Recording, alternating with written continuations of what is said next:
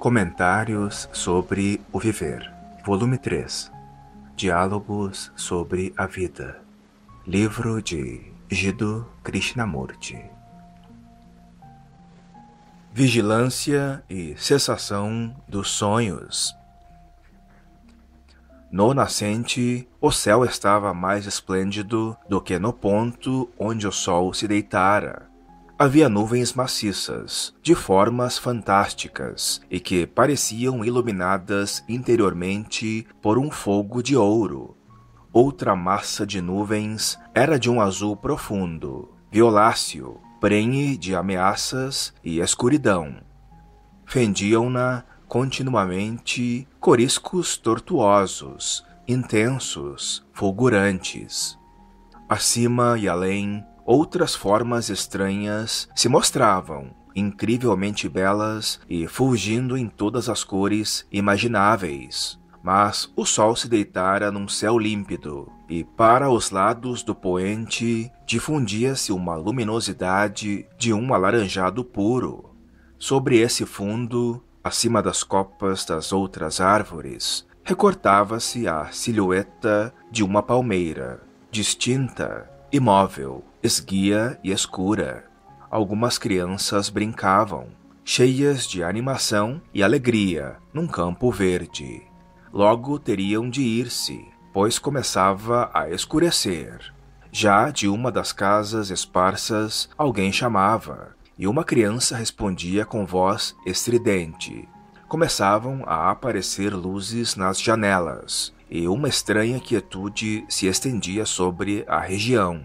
Podia-se sentir a sua vinda, de longe, passando por sobre nós e estendendo-se para os confins da terra. Ficamos ali, sentado, completamente imóvel, nossa mente acompanhando aquela tranquilidade, expandindo-se infinitamente, sem centro, sem ponto de reconhecimento ou referência. Sentado à beira daquele prado, nosso corpo não se movia, porém se mantinha muito ativo. Muito mais ativa estava a mente.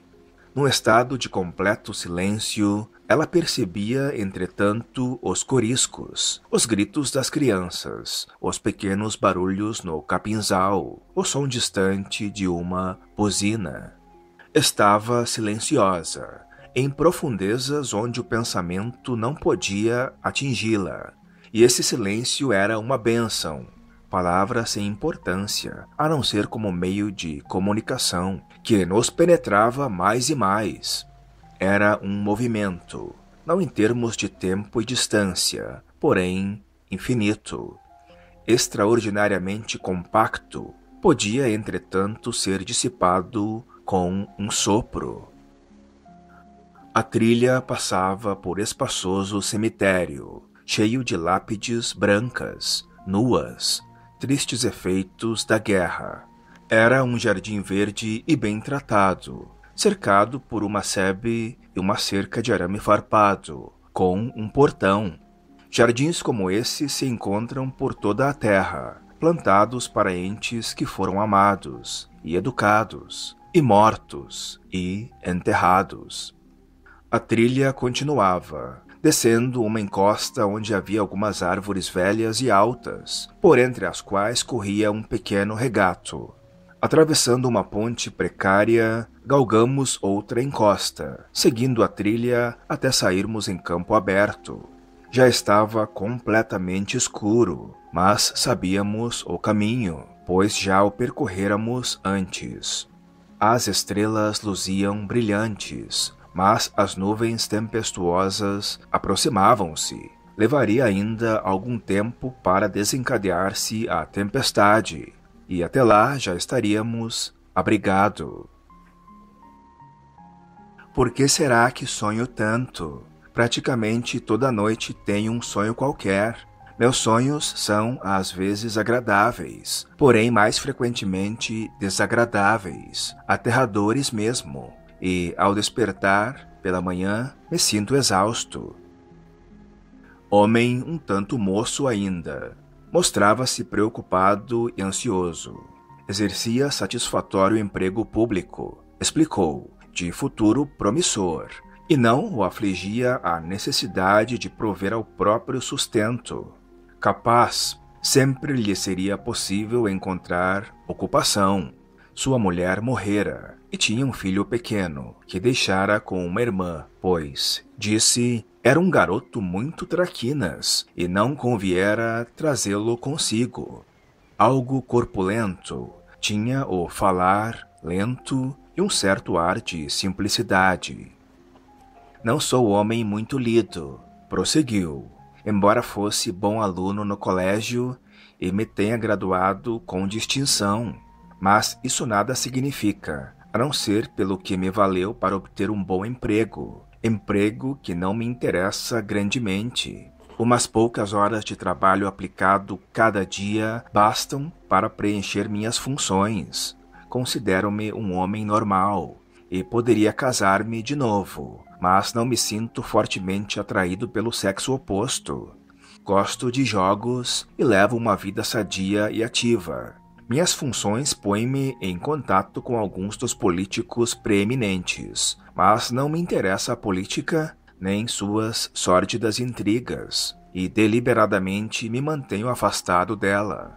Uma pessoa pode subir muito alto mediante proteção e corrupção, mas conservo-me em meu cargo porque o exerço com proficiência, e tanto me basta. Estou-vos contando tudo isso não para tagarelar, mas para lhe dar uma ideia do meio em que vivo. Tenho uma dose normal de ambição, mas que não me faz perder a cabeça. Terei bom êxito, se não adoecer e se não houver muita manobra política. Afora meu trabalho, tenho bons amigos e frequentemente conversamos sobre coisas sérias. Agora estás mais ou menos informado a meu respeito. Se permitis perguntar, sobre o que desejais falar? Um amigo levou-me a ouvir uma de vossas palestras noturnas, e com ele assisti também a uma das discussões matinais. Senti-me muito tocado pelo que ouvi, e interessa-me investigar mais. Mas o que no momento me preocupa é o meu sonhar noturno. Meus sonhos são muito perturbadores e desejo livrar-me deles. Quero passar noites tranquilas. Que devo fazer? Ou estou fazendo uma pergunta tola? Que entendeis por sonhos? Quando durmo, tenho visões as mais variadas. Uma série de quadros ou aparições surgem-me no espírito. Uma noite me vejo prestes a cair da borda de um precipício e desperto sobressaltado. Outra noite encontro-me num vale ameno, rodeado de altas montanhas e cortado por um rio. Outra noite me vejo empenhado em tremenda discussão com meus amigos, ou perdendo um trem, ou jogando importante partida de tênis, ou aparece-me subitamente o cadáver de minha mulher, etc. Raramente meus sonhos são eróticos, porém frequentemente convertem-se em pesadelos, cheios de terrores, e não raro são fantasticamente complicados. Quando sonhais, acontece alguma vez vos verdes interpretando o sonho quase simultaneamente com ele? Não, tal experiência nunca tive. Apenas sonho, e depois fico atormentado por causa do sonho. Nunca li livros de psicologia ou de interpretação dos sonhos. Já conversei sobre esse problema com alguns de meus amigos, mas eles pouco me podem ajudar, e sinto certa relutância em procurar um analista. Podeis dizer-me por que sonho e que significam meus sonhos? Desejais uma interpretação de vossos sonhos? Ou desejais compreender o complexo problema do sonhar? Não é necessário interpretarmos nossos sonhos? Pode não haver necessidade nenhuma de sonharmos. Por certo, deveis descobrir por vós mesmo a verdade ou falsidade de todo esse processo que chamamos sonhar. Esse descobrimento é muito mais importante do que terdes uma interpretação de vossos sonhos, não é verdade? Naturalmente, se eu pudesse perceber por mim mesmo o inteiro significado do sonhar, isso deveria aliviar-me de minha ansiedade e inquietação noturna. Mas nunca refleti verdadeiramente nesses assuntos, e tereis de ser paciente comigo. Estamos procurando compreender o problema, juntos, portanto não existe impaciência da parte de ninguém. Estamos ambos empreendendo a viagem de exploração, e isso significa que temos de manter-nos vigilantes, e não nos deixarmos reter por nenhum preconceito ou temor que porventura descobramos em nosso caminhar. Vossa consciência é a totalidade do que pensais e sentis, e muito mais ainda, vossos propósitos e motivos, ocultos e declarados, vossos desejos secretos, a sutileza e solércia de vosso pensar, os obscuros impulsos e compulsões que jazem nas profundezas de vosso coração. Tudo isso é vossa consciência, tudo isso é vosso caráter, vossas tendências, vosso temperamento, vossos preenchimentos e frustrações, vossas esperanças e temores. Independentemente de crerdes ou não crerdes em Deus, ou na alma, no Atman, em alguma entidade espiritual, todo o processo de vosso pensar é consciência, não? Não refleti sobre isso antes, Senhor, mas percebo que minha consciência é constituída de todos esses elementos. Ela é também tradição, conhecimento e experiência. É o passado em relação com o presente, formador do caráter. É a totalidade coletiva, racial, do homem. A consciência abrange toda a esfera do pensamento, do desejo, da afeição e das virtudes cultivadas, que em absoluto não são virtudes. Ela é inveja, ânsia de aquisição, etc. Não é tudo isso que constitui o que chamamos consciência? Posso não percebê-lo com todas as minúcias, mas tenho o sentimento dessa totalidade, respondeu excitantemente. A consciência é algo mais ainda. O campo de batalha dos desejos contraditórios, campo de competição, luta, dor, sofrimento. É também a revolta contra esse campo, a busca da paz, da bondade, da afeição duradoura. Surge a consciência do eu, quando, percebendo o conflito e o sofrimento, vem-nos o desejo de nos libertarmos deles. Também quando há percebimento da alegria e o desejo de mais alegria. Tudo isso constitui a totalidade da consciência. É um vasto processo de memória, ou do passado, que se serve do presente como passagem para o futuro. A consciência é tempo, tempo que compreende tanto o período de vigília como o de sono, o dia e a noite. Mas podemos tornar-nos plenamente cônscios dessa totalidade da consciência? A maioria de nós só percebe um cantinho dela, e nossas vidas se consomem nesse cantinho, onde fazemos enorme barulho, empurrando-nos e destruindo-nos mutuamente, e mostrando ocasionalmente um pouquinho de amizade e afeição. Da maior parte não temos percebimento, e por essa razão existe consciente e inconsciente. Na realidade, naturalmente, não existe divisão entre os dois. O que há é só que damos mais atenção a um do que ao outro. Isso está perfeitamente claro, claro demais, até. A mente consciente está ocupada com 1001 coisas, quase todas enraizadas no interesse egoísta. Mas existe a parte restante, oculta, ativa, agressiva e muito mais dinâmica do que a prosaicamente consciente. Aquela parte oculta da mente está-nos sempre a impelir, influenciar, controlar, mas raramente nos comunica suas intenções durante as horas de vigília, porque está então ativa a camada superficial da mente.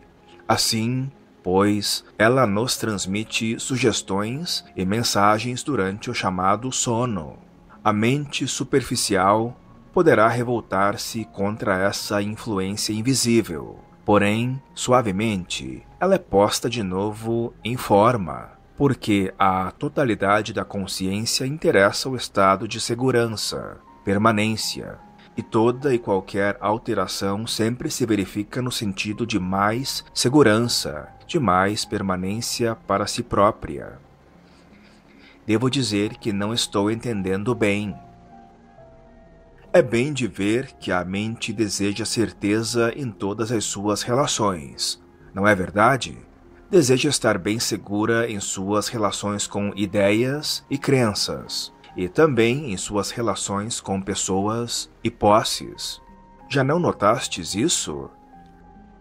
Mas isso não é natural? Somos educados para achá-lo natural, mas o é de fato?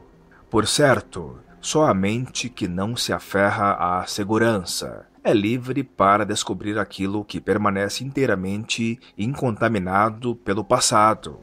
Mas a mente consciente começa com esse impulso para se pôr segura, abrigada, para se tornar permanente.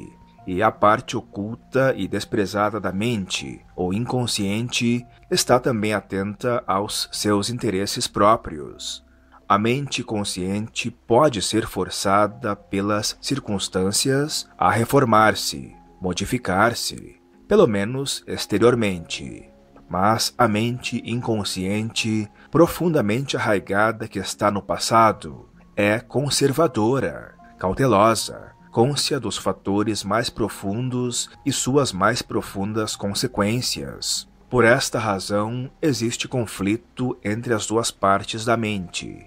Esse conflito, realmente, produz uma certa mudança, uma continuidade modificada, que é o que interessa à maioria de nós. Mas a revolução real está fora desse campo dualista da consciência. Mas que tem os sonhos que ver com tudo isso? Temos de compreender a totalidade da consciência antes de atendermos a determinada parte dela.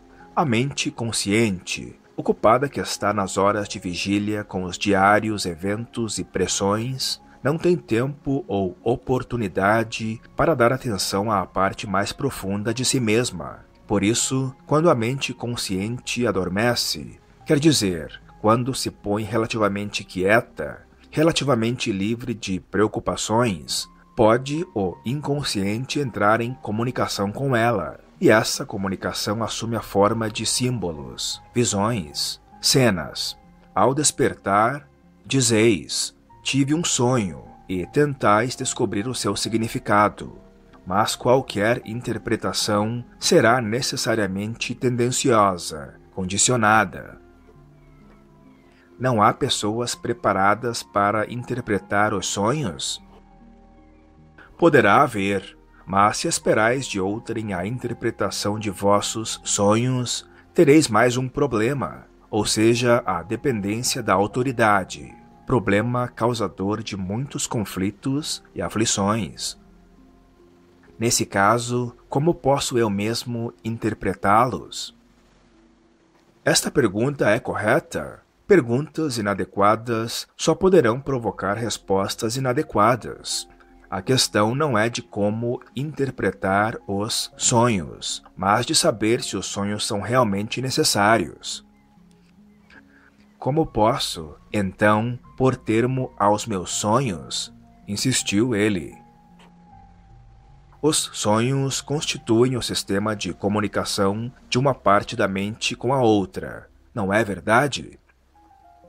Sim, isso parece bastante evidente, agora que compreendi um pouco melhor a natureza da consciência. Não poderia essa comunicação verificar-se a todas as horas, isto é, também nas horas de vigília? Não nos é possível manter-nos cônscios de nossas reações, quando entramos num ônibus, quando reunidos com a família, quando falamos com o patrão no escritório ou com o nosso criado em casa.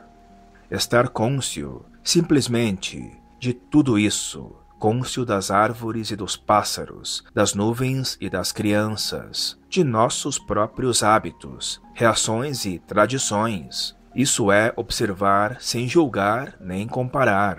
E se uma pessoa puder estar cônscia assim, sempre vigilante, sempre atenta, não mais sonhará. Porque a mente está então intensamente ativa, tudo tem seu significado, sua importância. A essa mente são desnecessários os sonhos. Descobre-se, então, que durante o sono não só há completo repouso e renovação, mas também um estado inatingível pela mente. Não é um estado que podemos lembrar e a que podemos voltar. É algo inteiramente inconcebível, uma renovação total, impossível de formular. Posso estar cônscio assim em todo o ocorrer do dia? Perguntou ansioso. Mas devo estar, e estarei, porque percebo sinceramente a necessidade disso. Senhor, aprendi muito hoje e espero me permitais voltar.